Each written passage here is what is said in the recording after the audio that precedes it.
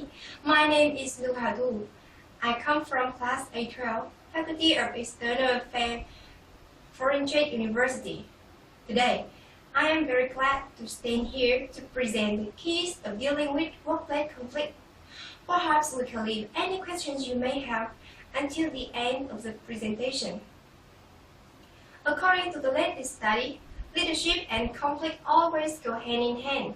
Leadership is a full contact sport, and if you cannot or will not address conflict in a healthy, productive fashion, you should not be in a leadership role. From my perspective, the issues surrounding conflict resolution can be best summed up by adhering to the following ethos. Don't feel conflict, embrace it. It's the job. How many times of the years have you witnessed otherwise savvy professional self-destruct because they wouldn't engage out of the fear of conflict? Putting one's head in the sand and hoping that conflict will pass you by is not the most effective methodology for problem solving. The very bane of human existence, which is in fact human nature itself, will always create gaps in for thinking and philosophy. And no matter how much we always, it wasn't so it is. So the question then becomes how to effectively deal with conflict when it arises.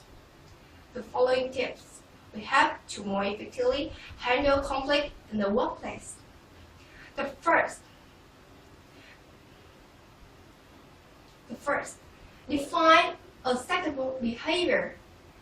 You know what they say about assuming.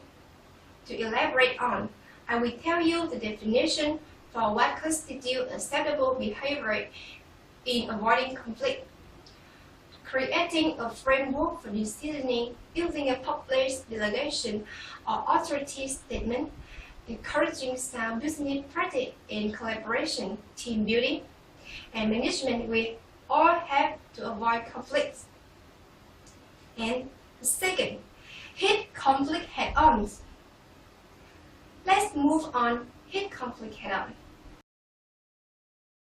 If a conflict does flags up severity by dealing with it quickly, time spent identifying and understanding natural tension, we have to avoid unnecessary conflict.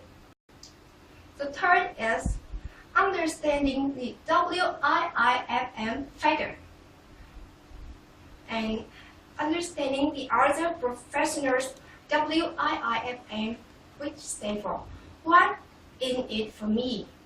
Position is critical.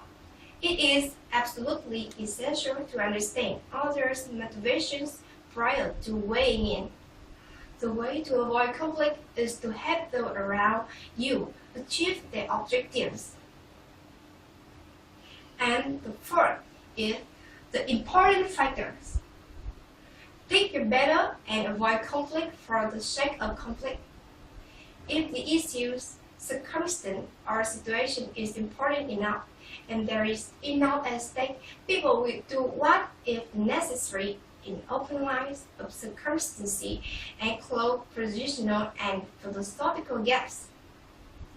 And the fifth, last but not least, view conflict as an opportunity. Hidden within virtually every conflict is a potential for a tremendous teaching opportunity. Divergent position addressed properly can stimulate innovation and learning in ways like mind can even imagine. Smart leaders look for the upside in all different opinions. And in conclusion, I strongly believe that resolution can normally be found with conflict where there is still desire to do so. However, when all errors faced and positional gaps cannot be closed, resolve the issue not by playing favorite, but by doing the right thing. As always, I'm interested in your thoughts, experience, and comment. That is all I want to tell you today. Thanks for your listening. And now, I am ready to answer all your questions from you. Thank you.